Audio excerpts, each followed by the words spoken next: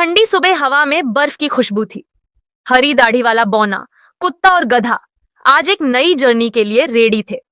बौने ने आसमान की तरफ देखकर कहा कि आज वे दुनिया की सबसे ऊंची चोटी पर जाएंगे। कुत्ता एक्साइटेड हो गया और गधा बोला कि ऊपर भी आराम मिलेगा ना। तीनों माउंट एवरेस्ट बेस कैंप पर पहुंच गए। चारों तरफ बर्फ ही बर्फ थी और सामने एक बहुत बड़ा पहाड़ खड़ा था। कुत्ता हैरान हो गया कि यह आसमान को छू रहा है। बौना बोला कि इसी को जीतना है। चढ़ाई शुरू हुई। बर्फ पर फिसलना, तेज हवा और मुश्किल रास्ते थे। कुत्ता फिर भी एनर्जेटिक था और गधा धीरे धीरे चल रहा था। बौना उन दोनों को गाइड कर रहा था।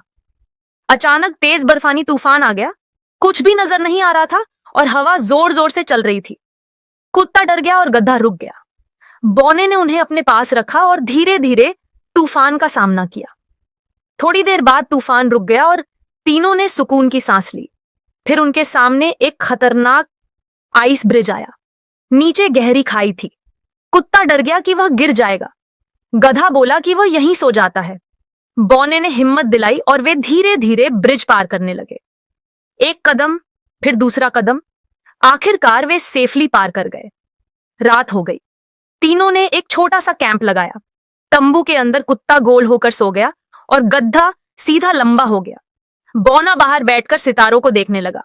उसने कहा कि जर्नी मुश्किल है लेकिन खूबसूरत भी है। सुबह फिर चढ़ाई शुरू हुई। जैसे जैसे वे ऊपर गए, सांस लेना मुश्किल हो गया। हवा पतली थी और थकान ज्यादा हो रही थी। कुत्ता धीमा हो गया और गधा भी रुक रुक कर चल रहा था।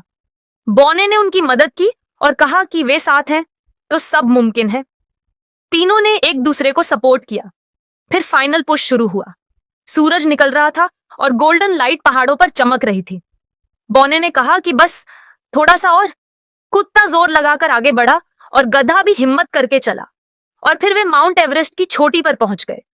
नीचे बादल थे और ऊपर नीला आसमान। बौने ने अपनी स्टिक उठाई और कहा कि उन्होंने कर दिखाया। कुत्ता खुशी से उछलने लगा और गधा गहरी सांस लेकर बैठ गया। बौने ने कहा कि सबसे ऊंची जगह तक पहुंचने के लिए ताकत से ज्यादा जरूरी है हिम्मत और साथ। तीनों ने मिलकर आसमान की तरफ देखा और उस लम्हे को एंजॉय किया।